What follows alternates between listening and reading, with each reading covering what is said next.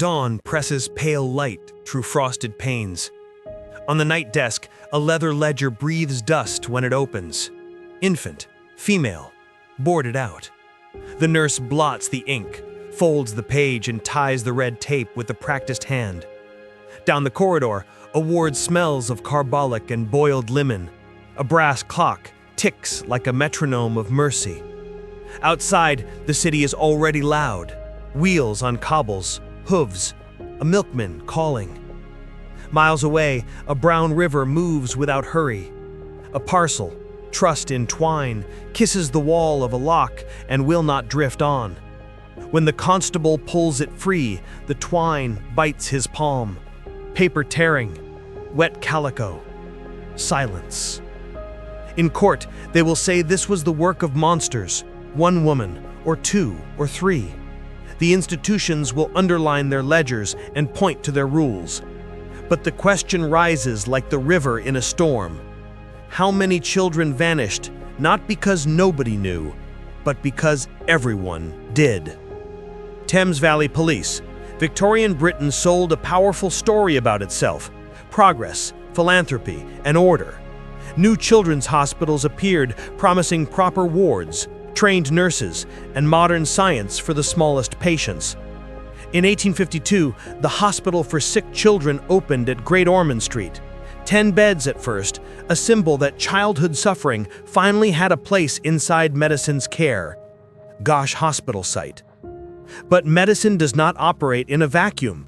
Poverty, the stigma of illegitimacy, and the harsh economics of the new poor law braided together to push thousands of mothers into impossible choices. Workhouses were meant to deter, not comfort. If a mother could not keep her child, adoption for a consideration or private fostering whispered a different promise: a clean slate, a small payment, and a chance to move on. Repartee. Officials embraced a policy called boarding out, placing pauper or unwanted children with paid carers rather than housing them in institutions. On paper, it sounded humane: a hearth instead of a dormitory, a mother figure instead of a matron. In practice, oversight lagged behind incentives.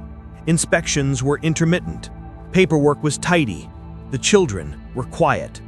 The ledger thickened. Workhouses. Boarding out solved several problems at once.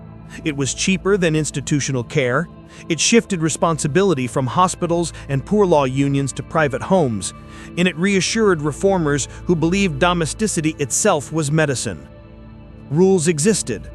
Hansard debates in 1872 show the Infant Life Protection Bill was carefully carved to exclude large orphanages and children boarded under local government board regulations. An early attempt to regulate the private trade without indicting the respectable institutions that relied on it. But rules on paper are like stitches in poor cloth. They hold until pressure finds a seam. Hansard. By the 1870s and 1880s, the local government board was tweaking orders, appointing a handful of lady inspectors, and revising who could foster. Still, a market had formed. Money flowed toward carers who promised to take trouble off your hands. Some were decent, some were desperate, and some learned an obscene arithmetic. If an infant dies quickly, the fee stretches further. Workhouses. The euphemism baby farming burst into the public imagination through cases that were hard to euphemize. In London, Margaret Waters was hanged on 11th October 1870. The broadside sold outside Horsemonger Lane told a lurid tale, but the kernel was simple. Infants taken in for payment, kept quiet with laudanum, starved when funds ran thin. She was convicted for one child's death. The suspicion was many more. Medicine's role was not direct, no surgeon with a bloody instrument, but indirect and bureaucratic. Hospitals and workhouses that moved infants along, ledgers that said boarded out, eyes that slid past the outcome. London Museum. In Reading and London, the name Amelia Dyer became a shorthand for horror. In 1896, after parcels containing infants were recovered from the Thames, Dyer was arrested and later executed. Police and press speculated about dozens, even hundreds of victims, an unknowable total masked by transiency, poverty, and the ease of changing addresses. Her case showed how a nurse could operate for years, tolerated until a river spoke louder than paperwork. Thames Valley Police. The pattern was not confined to Britain. In New South Wales, John and Sarah Macon took in babies for a premium, moving houses as often as suspicions caught up. When yards were dug, the ground yielded tiny bodies across multiple addresses. John Macon was executed in 1893. The press called them monsters. The courts called them murderers. But the system had called them useful, until it didn't. In Southland, New Zealand, Minnie Dean boarded a train with a baby and a hat box, and left without the baby. Her garden gave up 2 infants and a small child. Toxicology found laudanum in one. She was hanged in 1895, the only woman executed in New Zealand, and her case jolted colonial legislators into tightening protections. Each case is different. Each ends the same, a child reduced to an exhibit. And in each, the institutions closest to the infants, lying in wards, charity hospitals, poor law boards, could say, with technical honesty, that the tragedy happened elsewhere. The ledger agreed. Scandal forced a new vocabulary. Where officials once wrote nurse, journalists wrote baby farmer. Where ledgers wrote boarded out, coroners wrote body recovered. Parliamentary debates thickened. The Infant Life Protection Act 1872 was the first step, registering homes that took in infants for payment. Later expansions and local counterparts in the 1890s strengthened inspection and record-keeping, the legal beginning of treating paid infant care as a regulated risk rather than a private arrangement. But regulation often lags scandal by a generation.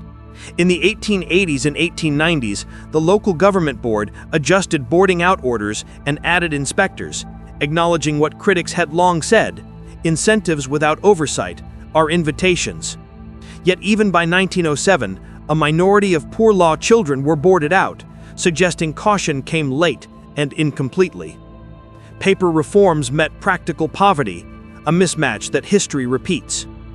Institutions learned to issue statements. Hospitals reaffirmed their mission. Boards insisted on forms and visits. And the press moved on, as the press must. But the fact remains, reform followed funerals. What precisely did medicine learn about itself? First, that reputation is not care.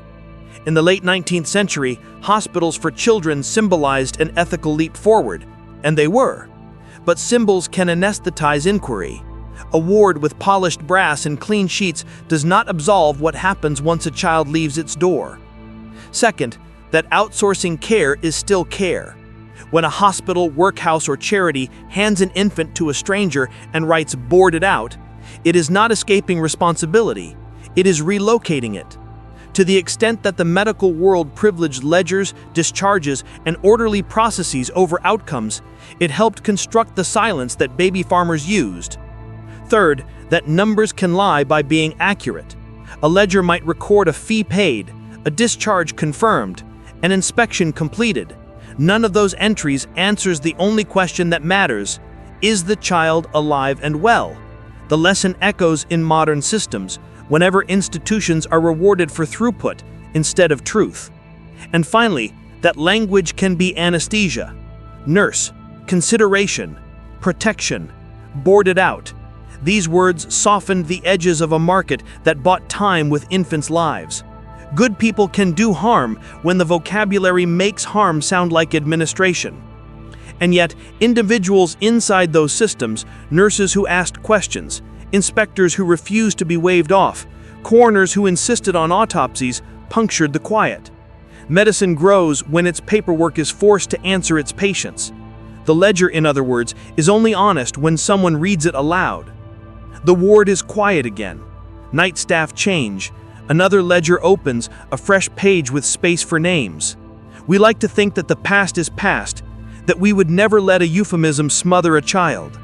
12-word rule. When records excuse reality, children disappear before anyone is responsible. Next time, we open a different cabinet, when radium left the laboratory and entered the dressing table. Light in the mirror, darkness in the bone.